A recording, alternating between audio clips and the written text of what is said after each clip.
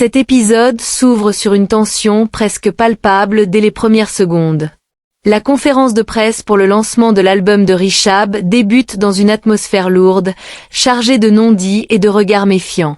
Derrière les sourires forcés et les flashs des caméras, chacun sent que quelque chose menace d'exploser.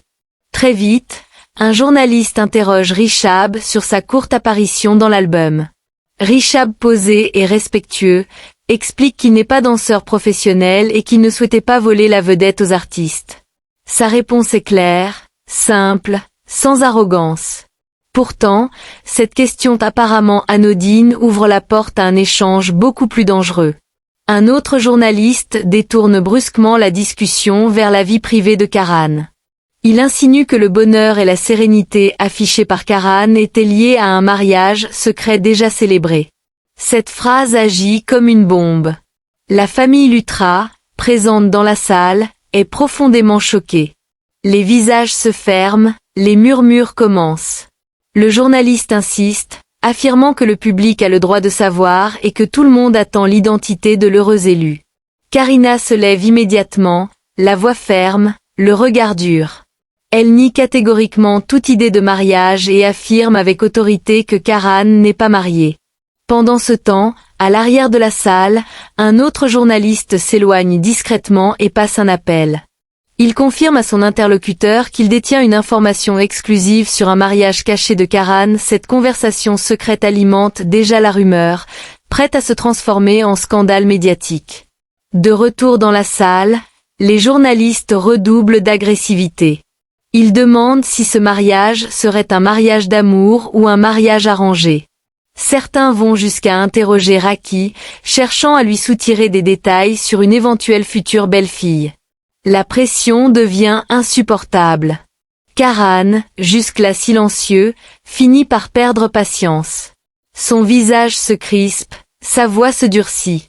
Il rappelle sèchement que cette conférence est dédiée à l'album de Rishab et non à sa vie personnelle.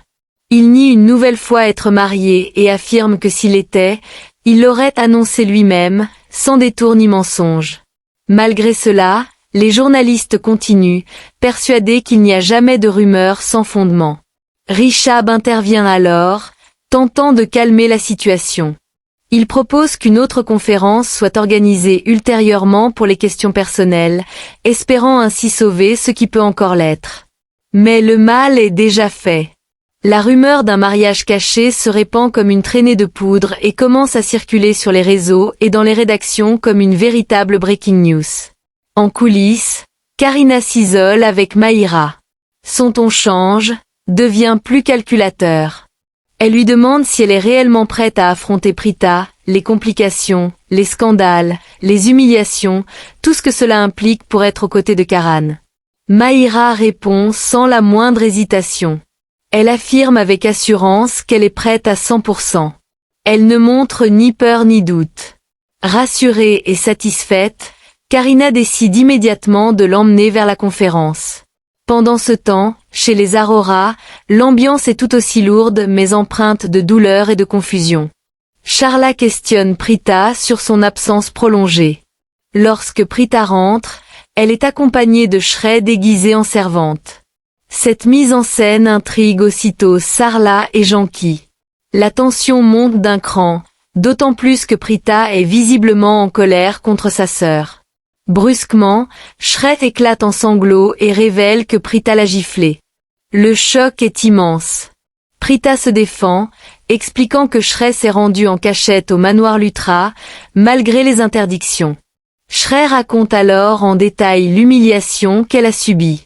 Elle explique comment Karina l'a insultée, rabaissée et traînée violemment hors de la maison comme une moins que rien. Elle reproche surtout à Prita de ne pas l'avoir défendue face à Karina, ce qui la blesse profondément.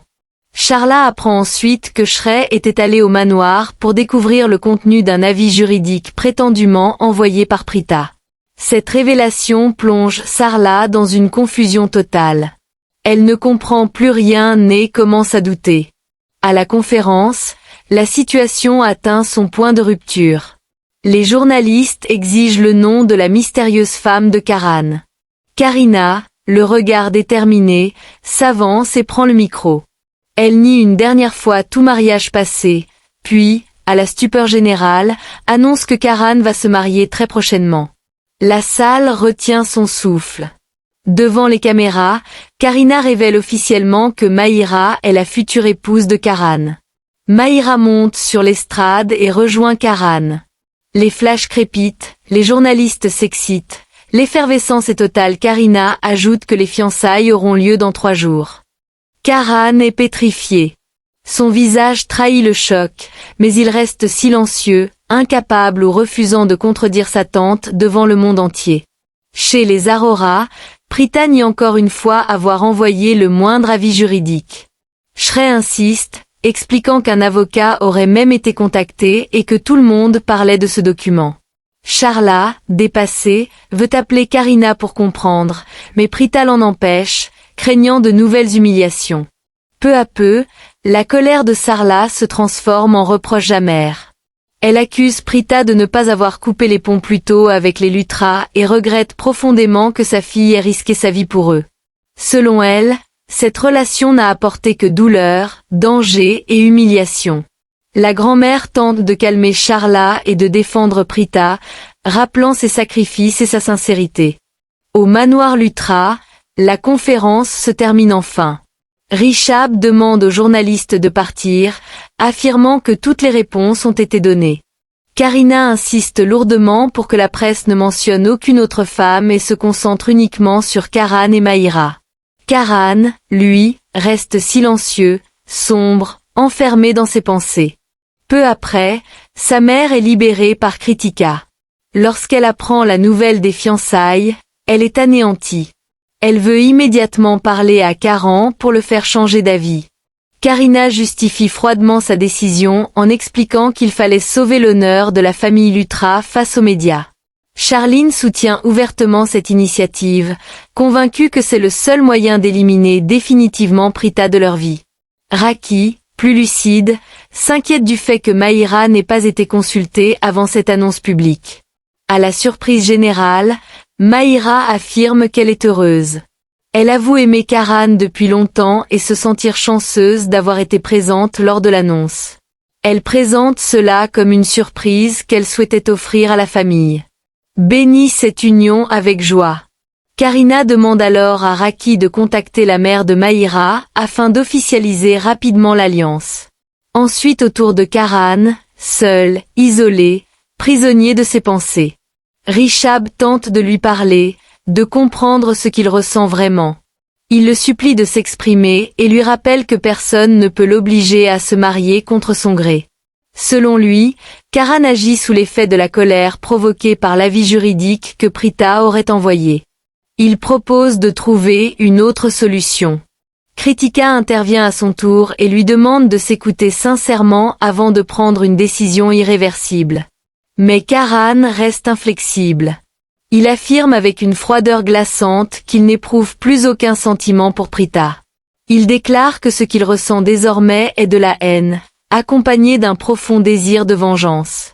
Il annonce qu'il donnera une réponse publique à Prita, devant les médias et le monde entier, pour lui prouver qu'elle ne représente plus rien pour lui.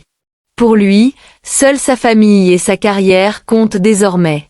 Chez les Arora, Sharla finit par appeler Karina.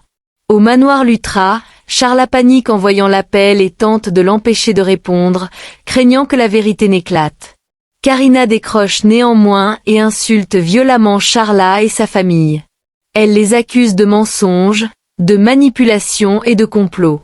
Elle reproche à Sharla d'avoir marié Prita à Karan par tromperie. Elle évoque la visite de Prita au manoir le soir de Diwali et l'accuse d'avoir défié ses ordres. Sharla est profondément choquée par ces révélations. Karina refuse de lire l'avis juridique et lui ordonne de lire le journal le lendemain pour comprendre la vérité. Après cet appel, Sharla confronte Prita avec une colère mêlée de douleur.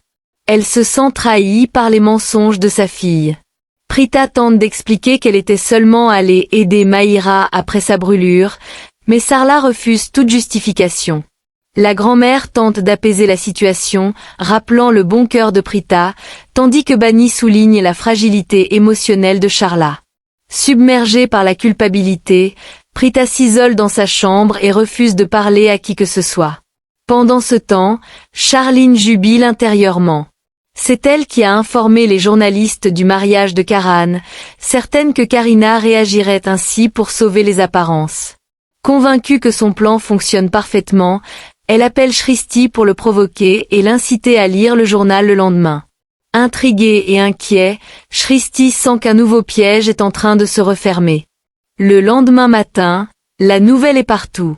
Mahira reçoit de nombreux appels de journalistes confirmant que son mariage avec Karan est désormais public. Karina montre fièrement le journal à la famille. Les photos de Karan et Mahira occupent la une, annonçant leur mariage imminent. Karan évite toute discussion et part s'entraîner, fuyant les regards et les questions. Karina et Mahira savourent l'image de famille parfaite renvoyée par les médias, tandis que Karina imagine déjà la douleur de Prita en découvrant cette annonce. L'épisode se conclut chez les Arora, autour du petit déjeuner. Charla, encore froide et distante, prépare le repas tout en s'inquiétant du retard de Prita pour le travail. Le calme apparent cache une tempête imminente. Elles ignorent encore que l'annonce du mariage de Karan est sur le point de bouleverser leur quotidien de manière irréversible. Voilà, c'est la fin de cet épisode. Si cette scène vous a bouleversé autant qu'elle a fait vibrer nos personnages, laissez-moi vos impressions en commentaire. Partagez ce que vous avez ressenti, ce que vous avez compris, ce que vous attendez. Et surtout, rejoignez la communauté en vous abonnant pour ne rien manquer des rebondissements à venir. Merci à vous, et à très bientôt pour la suite.